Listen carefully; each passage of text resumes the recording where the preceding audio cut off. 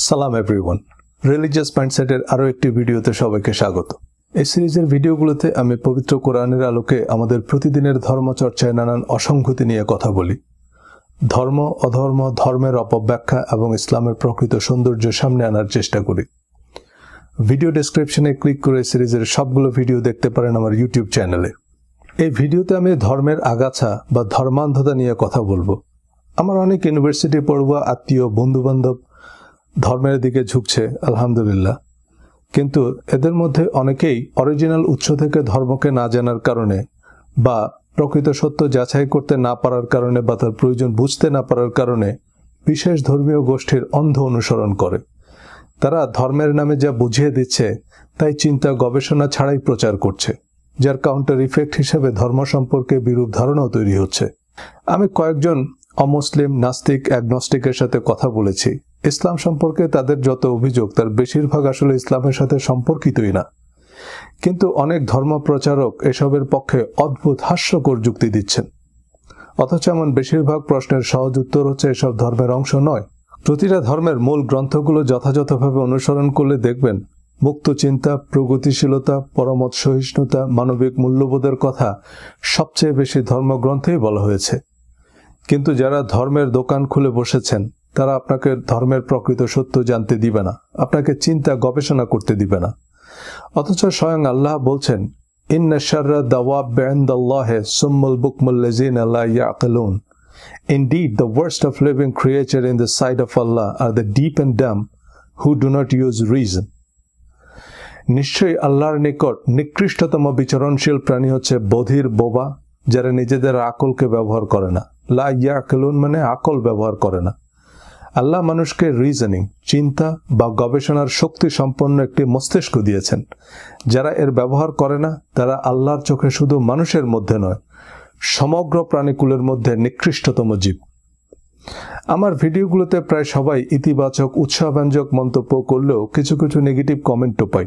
মোহাম্মদ ইমরান হোসাইন নামে Osama bin লাদেনের এই ভক্ত, যার কয়েকটি প্রোফাইল পিকচারে লাদেনের ছবি দেয়া, আইএসআইএস এর পতাকা দেয়া, তিনি আমার একটি ভিডিওতে কমেন্ট করেছেন যে লোকটা গোমরাহিতে পর্যবসিত হয়েছে, চরমভাবে ভ্রান্ত, অতিপণ্ডিতি করে, ব্যক্তিগতভাবে গবেষণা করে নবীজির হাদিস, সাহাবা আজমাইনের ইজমা, আইম্মায়ে মুজতাহিদিনদের ফিকা, আলেমদের ফতোয়া, চিরন্তন শরিয়াকে অস্বীকার করে বাতিল ফেরকার চেয়েও মারাত্মক কুফরিতে লিপ্ত হয়ে শরীয়তের মনগড়া ব্যাখ্যা দিচ্ছে এবং সরল মনা ও অগভীর ইসলামের অধিকারী সাধারণ মুসলমান ভাইদের গোমরাহ বানাচ্ছে, তাদের ঈমান নষ্ট করতেছে। এই লোক পরিত্যাজ্য, এর থেকে সাবধান। ওনাকে অবশ্য একজন স্পেসিফিক রেফারেন্স দিতে বলে উনি স্বীকার করলেন যে উনি আলেম নন। আলেম নন মানে নবীজির হাদিস, সাহাবা আজমাইনের ইজমা, আইম্মায়ে মুজতাহিদিনদের ফিকা, আলেমদের ফতোয়া, চিরন্তন শরিয়া সম্পর্কে তার কোনো ধারণাই নেই। এই কমেন্টকে আমি বিশেষভাবে উল্লেখ করছি এ কারণে যে ধর্মের অপব্যাখ্যা কিভাবে আপনাকে ওসামা বিন লাদেনের আত্মঘাতী বোমারু বানাতে পারে তা বোঝাতে। তাকে তার মেন্টররা হয়তো বুঝিয়েছে যে ব্যক্তিগতভাবে গবেষণা করা যাবে না। নবীজির হাদিস, সাহাবে আজমাইনের ইজমা, আইম্মায়ে মুজতাহিদিনদের ফিকা, আলেমদের ফতোয়া, চিরন্তন শরিয়তকে অস্বীকার করা কুফরি। এবং এসব হাই সাউন্ডিং অ্যারাবিক টার্মের আড়ালে তার মাথায় লাদেন আইএসআইএস ঢুকিয়ে দিয়েছে। এই ভিডিওতে এটা পরিষ্কার করতে চাই, আমি হাদিস, ফিকা, ইসলামের ইতিহাস, ফাজায়েলে আমল কোনো কিছুই অস্বীকার করি না। আপনাকে দাড়ি, টুপি, হিজাব, নেকাব বা প্রচলিত ধর্মীয় রীতিরেওয়াজ পালনেও নিরুৎসাহিত করছি না। আমি শুধু প্রপোর্শন বা প্রায়োরিটি বোঝানোর চেষ্টা করছি তুলনামূলক উদাহরণ দিয়ে। যেমন তরকারিতে লবণ দিতে হবে এ কথা তো নতুন করে বলার কিছু নাই। এখন 1 কেজি মাংসে 3 কেজি লবণ দিলে আপনি কি মাংস রান্না করছেন নাকি লবণ রান্না করছেন? কোনটা কম্পালসারি, কোনটা ঐচ্ছিক বিষয় এবং কোনটা এক্সট্রা কারিকুলাম অ্যাক্টিভিটি সেটা বোঝানোর চেষ্টা করছি। এখন স্কুলের বার্ষিক দৌড় প্রতিযোগিতায় প্রথম হলেন, কিন্তু বার্ষিক পরীক্ষায় অনুপস্থিত, কারণ আপনি সারা বছর দৌড়ের উপরেই ছিলেন। আমি পরিষ্কার কোরআন থেকে রেফারেন্স দিচ্ছি, যাতে নবীজির কথা, কাজ, সুন্নত, সিরাতের বিশদ বর্ণনা আছে। এর বাইরে নবীজির নামে কথিত হাদিসকে কোরআন কোর আয়াতের মাধ্যমে অনুমোদন দিয়েছে।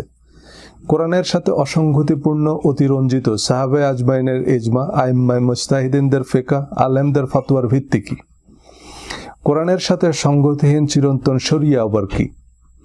আমি মতামত সমালোচনাকে স্বাগত জানাই, কিন্তু তা হতে হবে অথেন্টিক রেফারেন্স ভিত্তিক।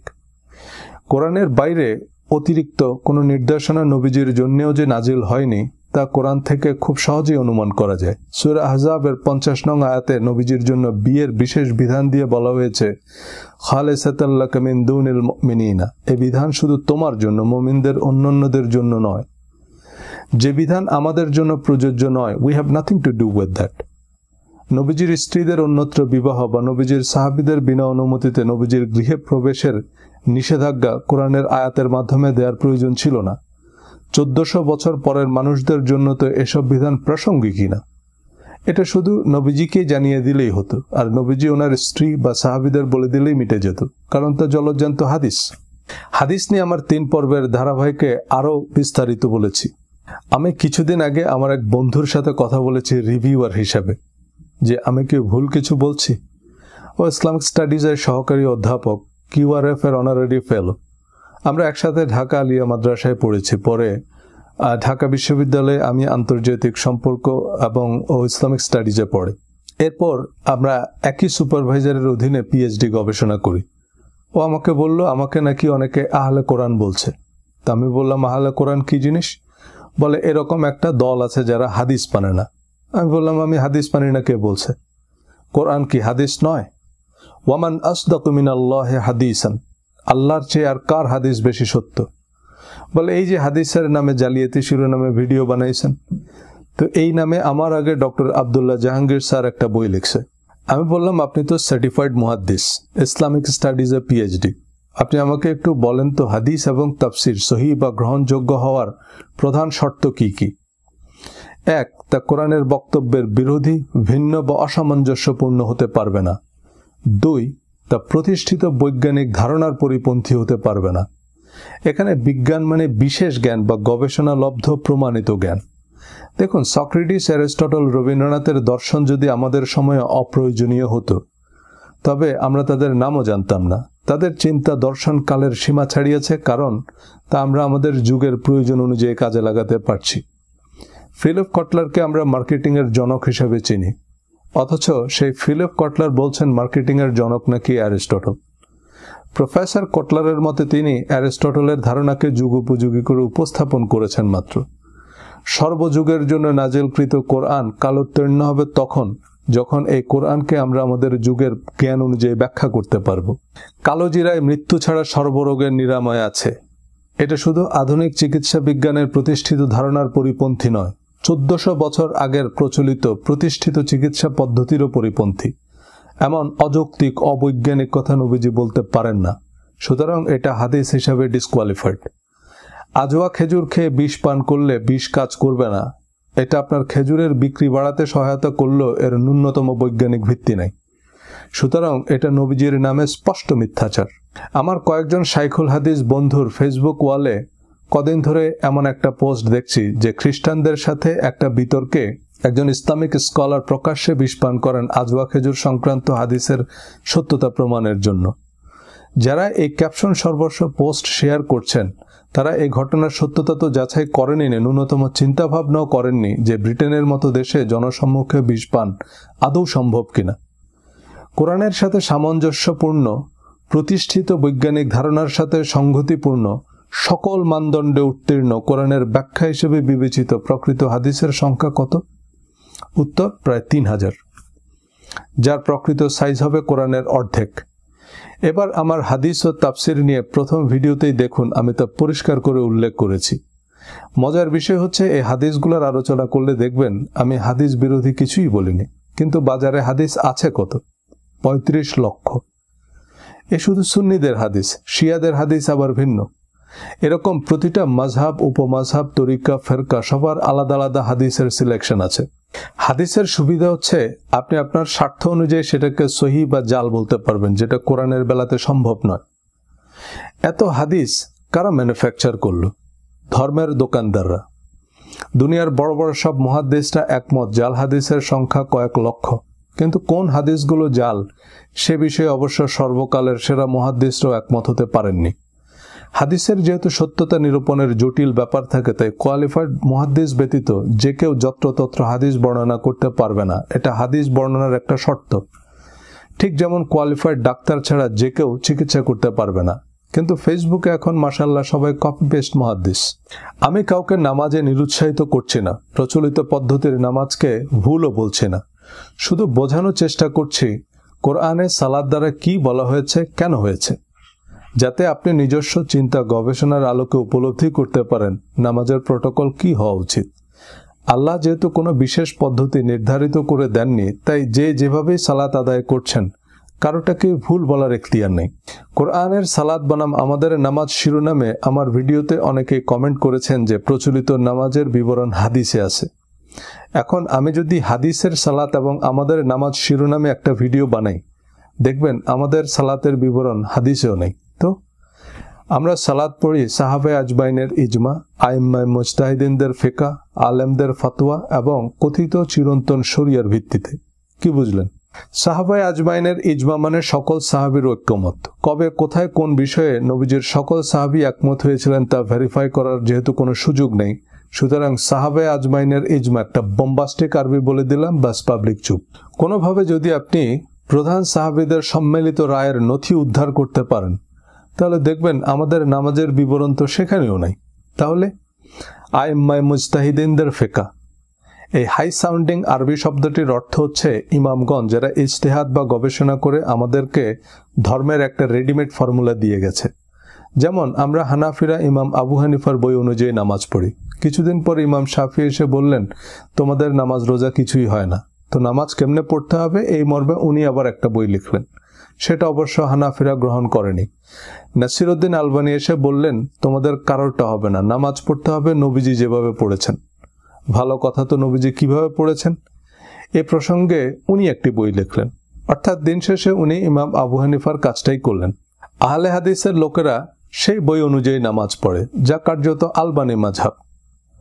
হাদিস অনুযায়ী নামাজ পড়লে হাদিসই তো আছে, আলবানীর বই লাগবে কেন?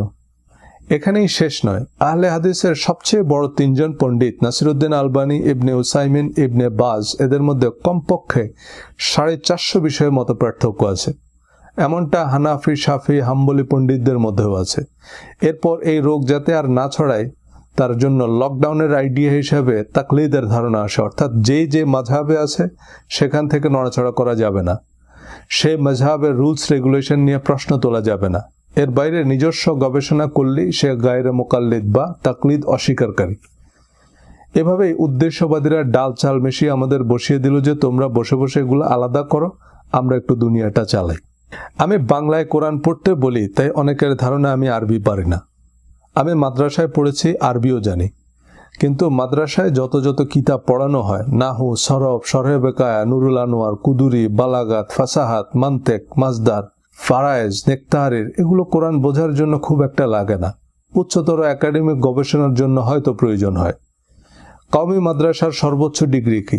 দাওরায়ে হাদিস, দাওরায়ে কোরআন কিন্তু নাই। বড় বড় বেশিরভাগ আলেম সব শাইখুল হাদিস বা মুফতি আল ফিকহ, কিন্তু শাইখুল কোরআন নেই।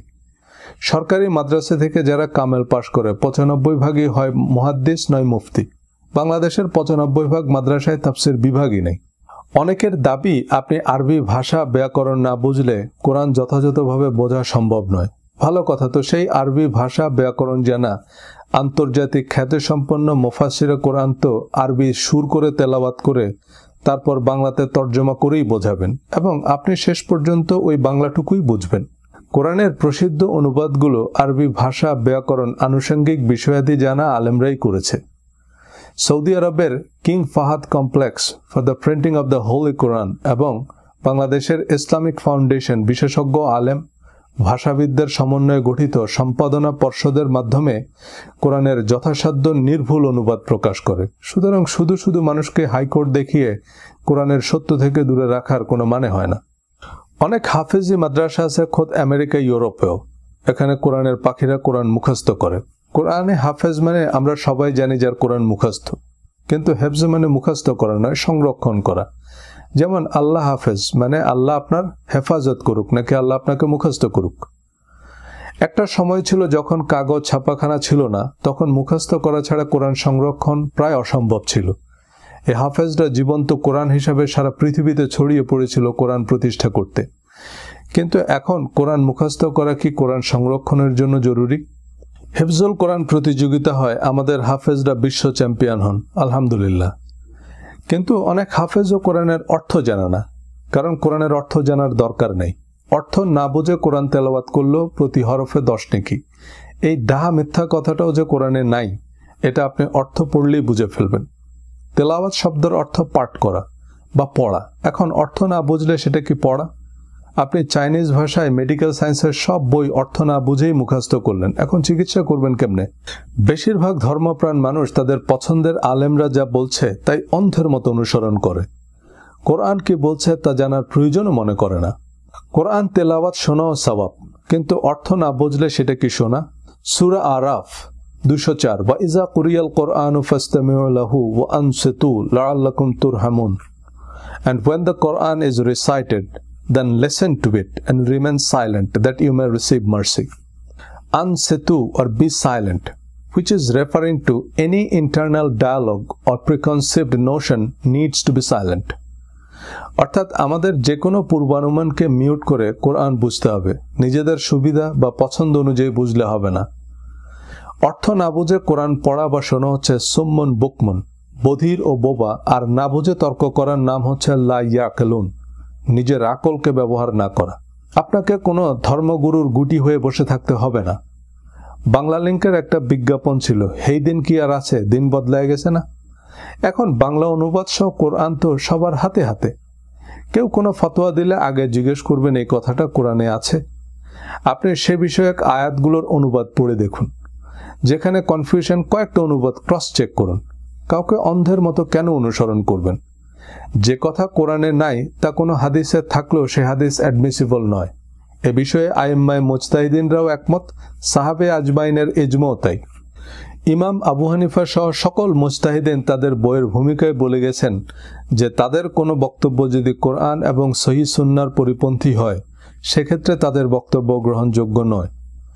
ইমাম বুখারী সহ সকল হাদিস সংকলক বলে গেছেন তাদের সংগৃহীত কোনো হাদিস যদি কোরআনের সাথে অসঙ্গতিপূর্ণ প্রমাণিত হয়, সে হাদিস ইনএফেক্টিভ, অর্থাৎ সে হাদিস শরীয়তের বিধান হিসাবে প্রযোজ্য হবে না।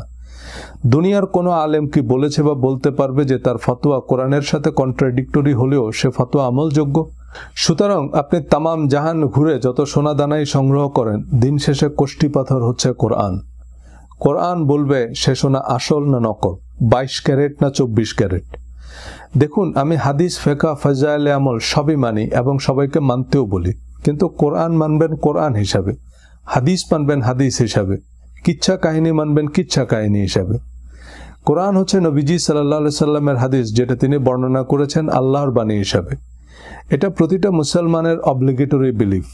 এ কোরআনের একটা শব্দ নিয়েও সন্দেহ করা যাবে না। বাই দ্য ওয়ে, এটা self imposed obligation, meaning that we choose to be Muslim. এবং মুসলিম হিসাবে আমরা বিশ্বাস করি কোরআন আল্লাহর বাণী। মুসলিম হিসাবে আমরা বাইবেল, তাওরাত সহ অন্যান্য আসমানি কিতাবসমূহেও নিঃশর্ত বিশ্বাস করি। আমাদের মুসলিম সমাজে একটি কথা সুপ্রতিষ্ঠিত যে খ্রিস্টানরা বাইবেলকে অল্টার করেছে তাই বাইবেল বাতিল, বা ইহুদিরা তাওরাতকে পরিবর্তন করেছে, কিন্তু এই কথাটা আমি কোরআনে কোথাও পাইনি।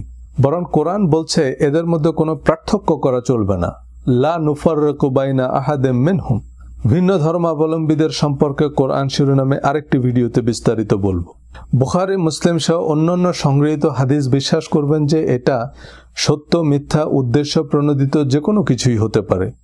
হাদিস সত্য, মিথ্যা বা সহি, জয়ীফ, জাল হতে পারে, এ কথাকে দুনিয়ার কোনো মুহাদ্দিস অস্বীকার করতে পারবেন? তাফসির বিশ্বাস করবেন তাফসির কারকের নিজস্ব ভাবনা বা বিশ্লেষণ হিসাবে। তাফসির লেখার জন্য আল্লাহর তরফ থেকে কাউকে লাইসেন্স দেওয়া হয়নি। আপনি, আমি যে কেউ তাফসির লিখতে পারি। দেওয়ানবাগিও লিখছে, আরামবাগিও লিখছে। আমরা মাদ্রাসায় পড়ার সময় তাফসিরে জালালাইন পড়ানো হতো। এছাড়া তাফসিরে ইবনে কাসির, তাফসিরে কাশাফ, তাফসিরে মারিফুল কোরআন, তাফহিমুল কোরআন আমাদের দেশে বেশ জনপ্রিয়। তাফসির বিশ্বাস করতে হবে তাফসির হিসাবে, অর্থাৎ কোরআনের বক্তব্যের 1 ইঞ্চি বাইরে গেলে অফসাইড, অর্থাৎ সেটা আর অ্যাডমিসিবল নয়।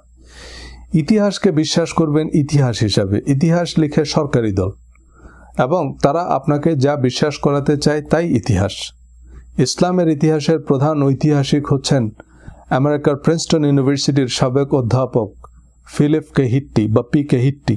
সুতরাং ইতিহাস হচ্ছে ঐতিহাসিক সত্য, অর্থাৎ এটা অ্যাজ ইট ইজ নেওয়া যাবে না। সাহাবায়ে আজমাইনের ইজমা, আইম্মায়ে মুজতাহিদিনদের ফিকহ, আলেমদের ফতোয়া, চিরন্তন শরীয়তকে বিশ্বাস করবেন ইজমা, ফিকহ, ফতোয়া বা কথিত চিরন্তন হিসাবে। বিভিন্ন ওয়াজ মাহফিলে যেসব আজব দুনিয়া গজব কাহিনী শুনেন সেগুলো বিশ্বাস করবেন, তবে কল্পকাহিনী হিসাবে। আমরা সিনেমা দেখি, উপন্যাস পড়ি, কিন্তু সেটা কল্পকাহিনী হিসাবেই পড়ি। Don't take it seriously. তাতে যদি কোনো ভালো উপদেশ থাকে তা ভালো কাজ হিসাবে করবেন, ফরজ ওয়াজিব হিসাবে নয়। দাড়ি, টুপি, হিজাব সবই ঠিক আছে, যতক্ষণ আপনি এ নিয়ে বাড়াবাড়ি না করবেন। দাড়ি পুরুষের সৌন্দর্য, অনেক সুপারস্টাররাও এখন দাড়ি রাখেন। হিজাব হালের ফ্যাশন, হিজাব অনেকের ফ্যাশন চয়েসও, কিন্তু এ নিয়ে বিশেষ ধর্মীয় বাধ্যবাধকতা কোরআনে আরোপ করা হয়নি। হিজাব নেকাব নামে আরেকটি ভিডিওতে আলোচনা করব। কোরআন বহির্ভূত কোনো কিছুকে ফ্যাশন হিসাবে, পার্সোনাল চয়েস হিসাবে করেন, কোনো অসুবিধা নেই, কিন্তু ধর্মীয় বিধিবিধান হিসাবে করলে উল্টা গুনাহ হবে। আবার রসনা বিলাস এবং আল্লাহর আদেশ অমান্যের উদ্দেশ্যে না হলে শূকরের মাংস খেলেও পাপ হবে না। হালাল খাবার নিয়ে আরেকটি ভিডিওতে বলেছি। আল্লাহ প্রদত্ত বিধানের বাইরে কোনো কিছুকে ধর্মীয় বিধিনিষেধ হিসাবে পালনকারীদের সম্পর্কে পবিত্র কোরআনে স্পষ্ট করে বলা হয়েছে, উলাইকা হুমুল মুশরিকুন, তারাই মুশরিক। অর্থাৎ আল্লাহ যা ফরজ বলেনি বা যা হারাম বলেনি তা ফরজ বা হারাম মনে করে করা যাবে না। দেখুন, আপনি কি করলেন সেটার পাশাপাশি কি উদ্দেশ্যে করলেন সেটাও জরুরি। যেমন আমার হাতের এই আংটিটি যদি ফ্যাশন বা শখ হিসাবে পরি, কোনো সমস্যা নেই, কিন্তু এই পাথরকে ভাগ্য নির্ধারক হিসাবে বিশ্বাস করলে তা ধর্মীয় দৃষ্টিতে শিরক, জেনারেলি স্টুপিডিটি। পীরকে উপদেষ্টা, শিক্ষক বা সৎসঙ্গ হিসেবে মানলে কোনো অসুবিধা নাই, কিন্তু যদি বিশ্বাস করেন পীর আপনাকে পুলসিরাত পার করে দিবে এবং পীর সাহেব যদি এমন বিশ্বাসকে অনুমোদন দেন, তবে পীর মুরিদ দুজনেই মুশরিক। ওলিয়া আউলিয়াদের কবর জিয়ারত, ওনাদের জন্য দোয়া করায় দোষের কিছু নেই, বরং এর সম্মান, দোয়া ওনাদের প্রাপ্য। কিন্তু বেশিরভাগ মাজারে যা হচ্ছে তা পরিষ্কার শিরক। আল্লাহ তার রাসূলের আনুগত্য করো, এর অর্থ যদি রাসূলকে আল্লাহর সমকক্ষ বোঝেন তো গুনাহ টুনা না, একেবারে আবু জেহেলের মতো মুশরিক। যেমনটা অনেকে যিশুকে ঈশ্বর মনে করে।